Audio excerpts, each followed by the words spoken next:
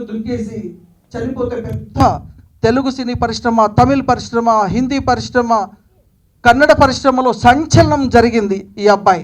అది నాకు మొన్నటి వరకు తెలీదు. మొన్న కన్నడ యాక్చువల్లీ నాకు తెలియకుండానే ఈ అబ్బాయి గురించి మనం ఛానల్లో కూర్చున్నాం. నేను, సత్య గారు, రామకృష్ణ గౌడ్ గారు, మేము ఛానల్లో కూర్చొని ఈ అబ్బాయి గురించి మాట్లాడినాం. అన్యాయం జరిగిపోయింది, ఆ ఫ్యామిలీకి హెల్ప్ చేయాలని చెప్పి మనం మాట్లాడాం.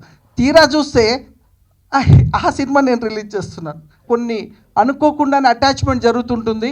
నాకు తెలియకుండానే ఆ సినిమా గురించి, ఆ అబ్బాయి గురించి కంపెన్సేషన్ ఇవ్వాలని మాట్లాడాం. మేము ఛానల్లో కూర్చొని ఫైట్ చేసాం. అంటే ఆ అబ్బాయి ఈ మధ్య నాకు ఆడియో ఫంక్షన్ వరకు కూడా తెలియదు ఆ అబ్బాయి అని సంగతి. తర్వాత బాగా మన పబ్లిసిటీ ఫేమస్ అయిపోయి బెంగళూరు వాళ్ళు చాలామంది నాకు ఫోన్ చేశారు. అందులోనే హీరోయిన్, అందులోనే నాగేశ్వరరావు గారు చాలామంది ఫోన్ చేశారు. ఏమండి మీ పబ్లిసిటీ చాలా చిన్న సినిమాని ఈ రేంజ్ పబ్లిసిటీ చేస్తున్నారు, అసలు సినిమా గురించి మీకు తెలుసా అంటే అప్పుడు చెప్పారు. అప్పుడు తెలిసింది అదొక హిస్టరీ, ఈ అమ్మాయి ఒక హిస్టరీ. సో ఆ విధంగా పిశాచి 2 ఎంటైర్ టీమ్ చాలా బాగా చేశారండి, కష్టపడ్డారు. ఆ సినిమా 150 రోజులు నడిచిందంటే సినిమాలో దమ్ముంది. నేను కూడా ఆఫ్టర్ గ్యాప్ సినిమాలు కొనాలి, చూడాలి అనుకుంటున్న సమయంలో నాకు మంచి సినిమా రామ్ సత్య గారు నాకు ఫేవర్ చేయడం, ఇంకొక 3 సినిమాలు కొన్నామనుకోండి, బట్ ఈ సినిమా తర్వాతనే అన్ని నిర్ణయాలు తీసుకోవాలని అన్ని లైన్లో పెట్టాం. ఈ మధ్యనే తెలంగాణ ఫిలిం ఛాంబర్ నుంచి మాట్లాడుతూ మొన్న కూడా అదే చెప్పాను. సినిమా రిలీజ్ చేయాలంటే ఈ రోజుల్లో ఎన్నో కష్టాలు. మా శివకుమార్ అన్న ఏంది అసలు అంత ఈజీగా రిలీజ్ చేస్తున్నా నాకు అర్థం కావట్లేదు. చాలా స్పీడ్గా రిలీజ్ చేస్తున్నాడు. మేము మాత్రం చాలా ఇంకా చూస్తున్నాం. అన్న 31కి వస్తే మేము భయపడిపోయి 7కి వెళ్ళిపోయినాం. 7వ తారీఖు నాడు భారీ ఎత్తున 2 రాష్ట్రాల్లో రిలీజ్ చేయాలని ప్లాన్ చేశాం. సో మరి ఈనాడు అందుకోసమే నాయన సో వరుస చిత్రాల శివకుమార్ అన్న కొద్దిగా మమ్మల్ని కూడా కనిపెట్టండి. అయితే 7వ తేదీ రిలీజ్కి మేము వెళ్తున్నాం. దీనికి హీరోయిన్గా యాక్చువల్లీ సినిమా అయిపోయిన తర్వాత కన్నడ లాంగ్వేజ్కి తెలుగుకి సంబంధం ఉండదు, కానీ చాలామంది డబ్బింగ్ అనుకున్నప్పుడు అక్కడ వాళ్ళు స్టార్ కాస్ట్ చాలామంది వచ్చి ప్రమోషన్ చేయరు. ఒకవేళ చేసినా వాళ్ళు ఏదో ఒక ఎక్స్పెక్ట్ చేస్తారు. ఏ ఎక్స్పెక్టేషన్ లేకుండా సినిమా మీద అభిమానంతో ఈ సినిమాకి నేను ప్రమోట్ చేస్తాను, తెలుగు ఆల్రెడీ కన్నడ హిట్ అయింది, నేను కూడా ఇక్కడ మీతో ఉండి ఈ సినిమా ప్రమోషన్కి వస్తా అని చెప్పింది షిప్రా. ఐఎమ్ చాలా చాలా థ్యాంక్ యూ వెరీ మచ్. మరి ముఖ్యంగా ఈ సినిమా లయన్ సాయి వెంకట్ గారు, ఎందుకంటే ఈ సినిమా తీసుకొని దాదాపుగా ఈరోజు పెద్ద సినిమాల కంటే కూడా ఎక్కువ పోటీపడి మరి ఇప్పటికే దాదాపుగా ఈ సినిమా గురించి ఎన్నిసార్లు మనం చూడడం జరిగింది. ప్రమోషన్లో ఎక్కడ కాంప్రమైజ్ కాకుండా, అంటే ఇప్పటికే జనాలకు నరాలు తెగిపోయేంత ఉత్కంఠభరితంగా ప్రమోషన్ చేస్తూ ఇంకా ఎప్పుడు అని చెప్పేసి వెయిట్ చేయిస్తూ ఉన్నాడు. మరి దయచేసి వారికి చెప్పేది ఏంటంటే అతి త్వరలో ఈ సినిమా రిలీజ్ చేసి మరి ప్రేక్షకులకు చూపెట్టినట్టయితే బాగుంటుంది. ఎందుకంటే ఎగ్జామ్స్ అయిపోయినాయి కాబట్టి పిల్లలకు చాలా ఇష్టమైనటువంటి హర్రర్ బేస్డ్ సినిమాలు తప్పకుండా ఆడడానికి అవకాశం ఉంది.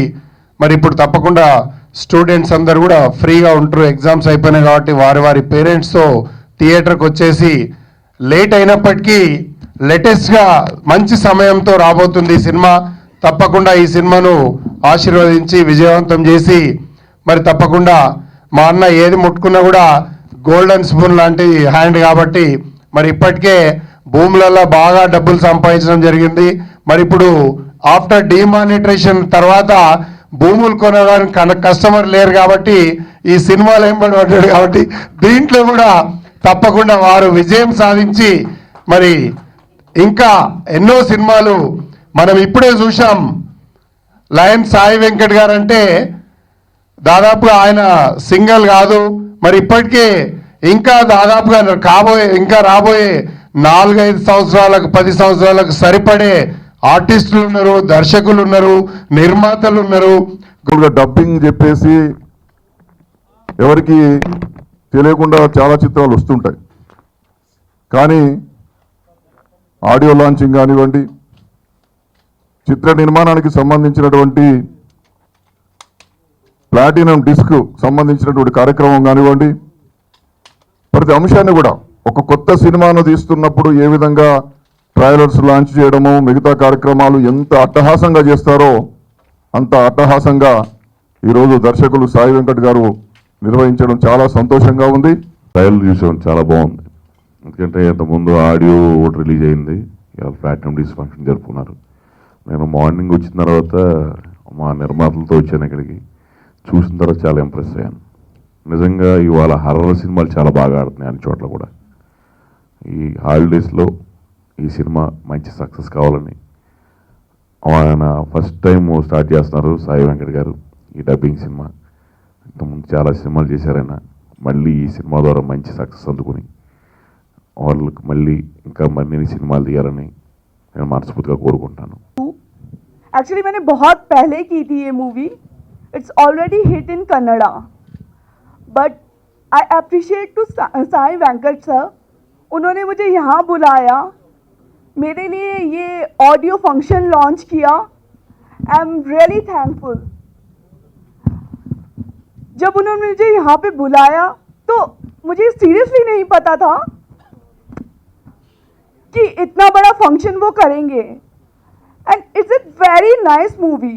ऑलरेडी कन्नड़ा में 100 डेज चली है.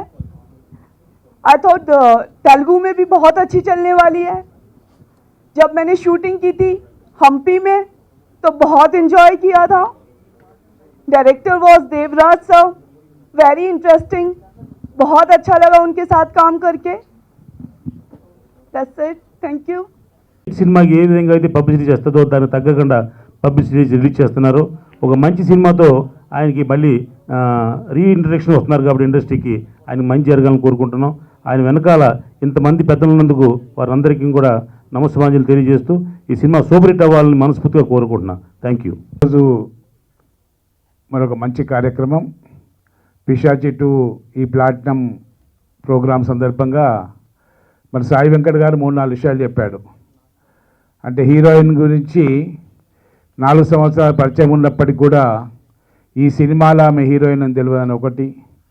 తర్వాత రెండోది సరిగ్గా ఇందాక జయంత్ అని పేరు ఉదయ్ గారు ఈ సినిమాలో హీరోగా పిశాచి రూపం నటించి మరి చనిపోయిన తర్వాతనే మాకు వారి కుటుంబం గురించి ఆయన గురించి తెలిసిన విషయం గురించి. అంటే ఈ విధంగా 4 సంవత్సరాల నుండి పరిచయం ఉన్నా కూడా అదేవిధంగా ఉదయ్ మన నాగేశ్వరరావు మన చనిపోయినప్పటికీ కూడా ఈరోజు మరి ఆయనే అన్న విధంగా తెలియకపోవడము. మరి నిజంగా పిశాచి 2 నాకేం భయం అంటే సాయి వెంకట్ను ఆహ్వానించవద్దని చెప్పేసి ఈ సందర్భంగా మనం చేస్తున్నాం. ఎందుకంటే ఒక ఔత్సాహ కార్యక్రమం ఏ కార్యక్రమం తీసుకున్నా నన్ను నిమగ్నం అవుతాడు. నాకేం భయం పట్టిందంటే ఇక్కడ మీరు రాకముందు మన కెమెరాలు తీశారు. ఆ కెమెరా ఒకతను అందరూ తీసినప్పుడు తీసలేడు, ఒక ఆగాండి అని చెప్పి స్పెషల్ తీస్తున్నాడు. నాకు ఆ పాట పెట్టంగా ఆమె ఒక్క పిశాచి 2లో చేతికి వస్తా కెమెరా ముందు అంటే డౌట్ కూడా వచ్చింది ఆ కెమెరా మీద. అంటే అటువంటి హారర్ పిక్చర్గా ఈరోజు ఎందుకంటే తెలంగాణలో కానీ ముఖ్యంగా ఉమ్మడి రాష్ట్రం కానీ మన చలనచిత్ర పరిశ్రమలో హారర్ పిక్చర్ సక్సెస్ అవుతున్నాయి. ఈరోజు మినిమం గ్యారంటీ కూడా ఉంటున్నాయి. మొన్న కూడా బహుశా 2-3 పిక్చర్లు అంజలి అదే పిక్చర్ గీతాంజలి అది ఒక సినిమా మరి వచ్చినప్పటికి కూడా కలెక్షన్ విషయంలో మరి బాగా వచ్చినట్టు మరి డిస్ట్రిబ్యూటర్ చెప్పారు. ఏదేమన్నప్పటికీ కూడా మిత్రులు సాయి వెంకట్ గారు మరి అంచెలంచెలుగా క్రిస్టియన్ నా దుర్భిక్షం అన్న విధంగా ఈరోజు పైకి వచ్చిన వ్యక్తి కనుక మరి తనకంటూ ఏమి మిగుల్చుకోకుండా సమాజంలో ప్రతి ఒక్కరికి కూడా సేవ చేయాలన్న తలంపు ఉన్న మంచి మనిషి కనుక మరి ఈరోజు సెలవులు డిక్లేర్ చేశారు. కొత్త అకాడమిక్ ఇయర్ కూడా ఎడ్యుకేషన్ స్టార్ట్ అవుతుంది కనుక బాహుబలి 2 కన్నా ముందే రిలీజ్ చేస్తున్నాడు కనుక జాగ్రత్తగా మరి ఆ కలెక్షన్స్ కూడా ఇమీడియట్గా ఇవాళ 100 రోజులు సినిమా ఆడే పరిస్థితి లేదు. ఏ సినిమాలు కూడా గతంలో ఆడాయి కానీ ఇప్పుడు నంబర్ ఆఫ్ థియేటర్స్ 1-2 రోజుల్లో 3 రోజుల లోపల మరి థియేటర్లను బుక్ చేసుకొని రిలీజ్ చేసుకొని ఆ కలెక్షన్స్ పెట్టిన డబ్బును పెట్టుకోవడమే ఒక ధ్యేయంగా ఈరోజు చలనచిత్ర పరిశ్రమ సాగుతున్నది కనుక ప్రొడ్యూసర్స్ అదే తోడున్నారు.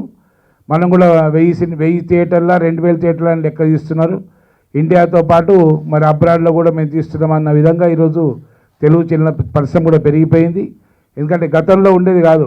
ఇటు యుఎస్ఏలో కానీ, జర్మనీలో కానీ, జపాన్లో కానీ మరి దాదాపు రైనికాల నాటి సినిమాలు అయితే ప్రపంచం మొత్తం మీద కొన్ని వేల థియేటర్లు రిలీజ్ అవుతాయి. అదేవిధంగా ఇది ప్రతి సినిమా కూడా ఈవెన్ ఇతర దేశాల్లో ఆడి మరి కలెక్షన్ల విషయంలో డోకా లేకుండా కొంచెమైనా ప్రొడ్యూసర్లకు సహాయపడుతుంది.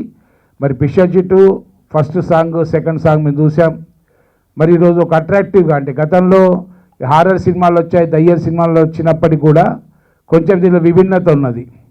విభిన్నతతో పాటు సెంటిమెంటు, కొద్దిగా స్టోరీ బేస్డ్ పిక్చర్ కూడా ఈరోజు ఉన్నట్టు మనము ట్రైలర్ ద్వారా, టీజర్ ద్వారా చూసాం.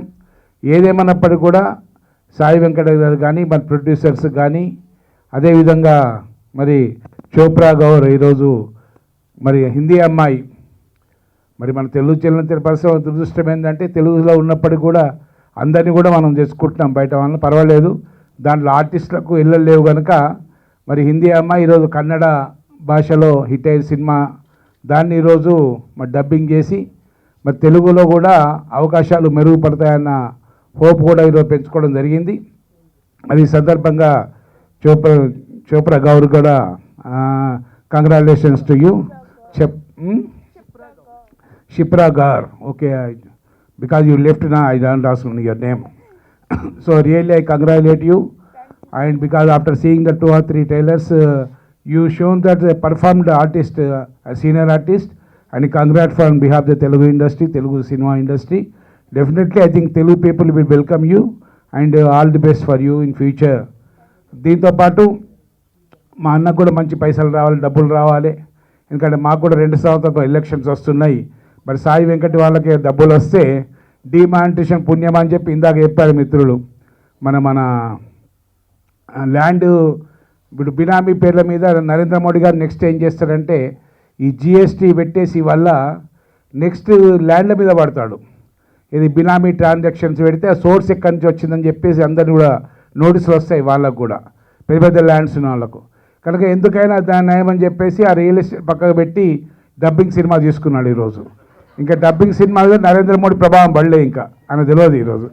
కనుక అటువంటి దాంట్లో కూడా సక్సెస్ కావాలని చెప్పేసి సాయి వెంకట్ గారిని కోరుతూ, తప్పకుండా మంచి హృదయం ఉన్న మనిషి కనుక జోవెల్గా ఉంటాడు, ఏదన్నా కూడా నిర్మాణంగా మాట్లాడతాడు. అదేవిధంగా రామకృష్ణ గౌడ్ గారు కూడా ఈరోజు చాలా సమస్యలు చెప్పాడు. ముఖ్యంగా తెలంగాణ కొత్త రాష్ట్రం, మరి కొత్త రాష్ట్రంలో భారతదేశంలో మంచి అడ్మినిస్ట్రేటర్గా కేసీఆర్కి 3 సంవత్సరాల మంచి పేరు వచ్చింది. తెలంగాణలో దాదాపు 80% మంది బీసీ, ఎస్సీ, ఎస్టీ, మైనార్టీ వాళ్ళు ఉంటారు. కనుక వాళ్ళ సంక్షేమం కొరకు ఈరోజు భారతదేశంలో ఏ రాష్ట్రం చేయని విధంగా దాదాపు 28 లక్షల కోట్ల రూపాయలు ఈరోజు ఖర్చు పెట్టి మరి పెన్షన్లు ఇవ్వడం జరుగుతున్నది. అదేవిధంగా ఇన్నోవేటివ్గా అన్ని కార్యక్రమాలు చేయాలని చెప్పేసి హైదరాబాదు మరి ప్రపంచ స్థాయిలోనే 5వ విశ్వనగరంగా పేరు తెచ్చుకున్న నగరం కనుక ఇక్కడ ఒక ఫార్మసిటీ ఉండాలి. ఎందుకంటే విదేశాలకు ఎక్కడ ఎక్స్పోర్ట్ అయినా కూడా సత్యము డ్రగ్స్ కానివ్వండి, బయలర్ కానివ్వండి, రెడ్డిస్ టాబ్లెట్ కానివ్వండి, మరి ప్రపంచంలో ఎక్కడ పోయినా కూడా మన భారతదేశంలో తయారు చేసే మెడిసిన్లకే ఈరోజు ఇక్కడ కంపెనీల నుండే మరి ఎక్స్పోర్ట్ అవుతున్నాయి. అదేవిధంగా అగ్రికల్చర్లో కూడా సీడ్ తీసుకుంటే హైదరాబాద్ సీడ్ బౌల్ చేయాలని చెప్పేసి ఇటు నాగార్జున సీడ్స్ కానివ్వండి, దాదాపు 150 కంపెనీలు ఈరోజు హైదరాబాద్ లోపల ఉన్న వాతావరణానికి ఇక్రిసాట్ లాంటి వాతావరణానికి అనుగుణంగా ఈరోజు ఇక్కడ ఎరువులు కానీ విత్తనాలు కానీ ఇక్కడనే తయారవుతున్న కంపెనీలు ఉన్నాయి. అదేవిధంగా చలనచిత్ర పరిశ్రమ కూడా మరి రామోజీ ఫిలిం సిటీ ఏ అయితే ఉండి ఈరోజు ప్రపంచ స్థాయిలో భారతదేశంలో ఒక మంచి పేరు తెచ్చుకున్నదో దానికి మరి ఇంకొకటి కూడా ఫిలిం సిటీ ఇక్కడ ఏర్పాటు చేయాలనే ఉద్దేశంతో ఇక్కడ మరి దాదాపు 2000 ఎకరాలు ఫిలిం సిటీకే ఏర్పాటు చేయటము. ఈ అసెంబ్లీ సమావేశం తర్వాత మిత్రులు రామకృష్ణ గారు చెప్పినట్టు తప్పకుండా చలనచిత్ర పరిశ్రమ ముఖ్య నాయకులతోటి అదేవిధంగా తెలంగాణకు చెందిన ప్రొడ్యూసర్స్ తోటి కూడా మాట్లాడే అవకాశాలున్నాయి, మాట్లాడతామని చెప్పేసి మొన్న కూడా చెప్పడం జరిగింది.